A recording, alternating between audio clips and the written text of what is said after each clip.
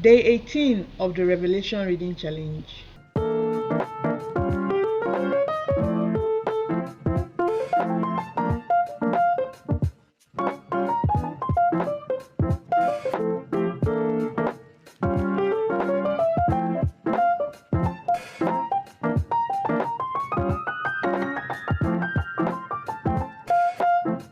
Revelation chapter 18.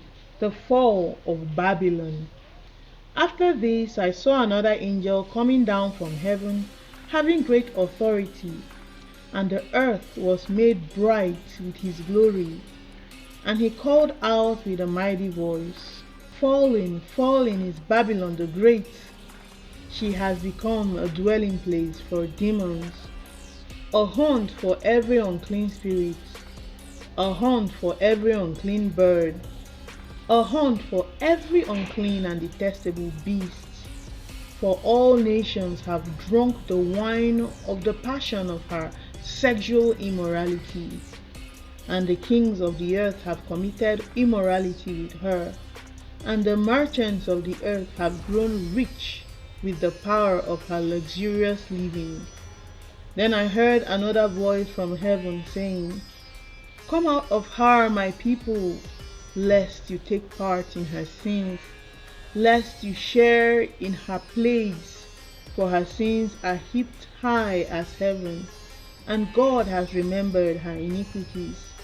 Pay her back as she herself has paid back others, and repay her double for her deeds.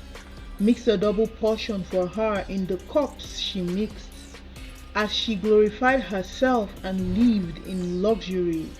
So give her like a measure of torment and mourning, since in her heart she says, I sit as a queen, I am no widow, and mourning I shall never see. For this reason her plagues will come in a single day, death and mourning and famine, and she will be burned up with fire. For mighty is the Lord God who has judged her. And the kings of the earth, who committed sexual immorality and lived in luxury with her, will weep and wail over her when they see the smoke of her burning. They will stand far off in fear of her torment and say, Alas, alas, you great city, you mighty city, Babylon! For in a single hour your judgment has come. And the merchants of the earth weep and mourn for her, since no one buys their cargo anymore, cargo of gold, silver, jewels, pearls, fine linen, purple cloth, silk, scarlet cloth, all kinds of scented wood, all kinds of articles of ivory, all kinds of articles of costly wood, bronze, iron, and marble, cinnamon, spice, incense, myrrh, frankincense, wine, oil, fine flour, wheat, cattle and sheep, horses and chariots, and slaves, that is, human souls. The fruit for which your soul longed has gone from you, and all your delicacies and your splendor are lost in you, never to be found again. The merchants of these wares who gained wealth from her will stand far off in fear of her torment, weeping and mourning aloud. Alas, alas, for the great city that was clothed in fine linen, in purple and scarlet, adorned with gold, with jewels, and with pearls. For in a single hour all this wealth has been laid waste.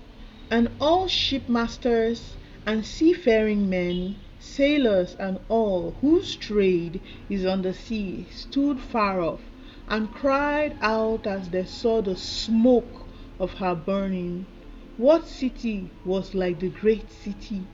And they threw dust on their heads as they wept and mourned, crying out, Alas, alas, for the great city where all who had ships at sea grew rich by her wealth. For in a single hour she has been laid waste. Rejoice over her, O heaven, and you saints and apostles and prophets, for God has given judgment for you. against her. Then a mighty angel took up a stone like a great millstone and threw it into the sea, saying, So will Babylon and the great city be thrown down with violence, and will be found no more. And the sound of harpists and musicians, of flute players and trumpeters will be heard in you no more, and a craftsman of any craft will be found in you no more, and the sound of the mill will be heard in you no more, and the light of a lamp will shine in you no more, and the voice of bridegroom and bride will be heard in you no more. For your merchants were the great ones of the earth, and all nations were deceived by your sorcery. And in her was found the blood of prophets and of saints, and of all who have been slain on earth. May God bless this reading. This is really profound, not even for the content, not even for the message, not even for the themes, but how it's written, like the structure. For those who do not know, I am a poet. And for my undergraduate project, I did an analysis of the Songs of Solomon, looking at poetic devices. I still write poems today, and even in reading the Bible, you can see a lot of poetry in it. For today's reading, I appreciate a lot of the poetry. I really enjoyed reading it. It's painting in a very vivid picture that is so interesting, that this is their judgment. Everything that you held great, all the luxury, all the power and authority that made these nations feel as if they didn't have a need for God, they were gods of their own. He's talking about Babylon, and my mind is going back to the Tower of Babel, where they felt that they could reach God. They felt that their expertise and their technological know-how and their intelligence was so great that God was now beneath them, and God reduced them back to their place. Everything that exalts itself higher against God will be brought down. Every deception and every lie will be brought to nothing. And at the end of the day, He will judge, and He will bring everything. He will close the books and balance the books. And that's something that we as children of God can really rest on. That was chapter 18. I hope you enjoyed my reading. I tried to put a lot of emotion into it, being a poet myself.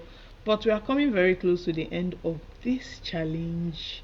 Tomorrow we'll read chapter 19, then 20, 21, 22, and then we'll be done with this challenge. I hope you have been enjoying it. I will see you tomorrow for chapter 19.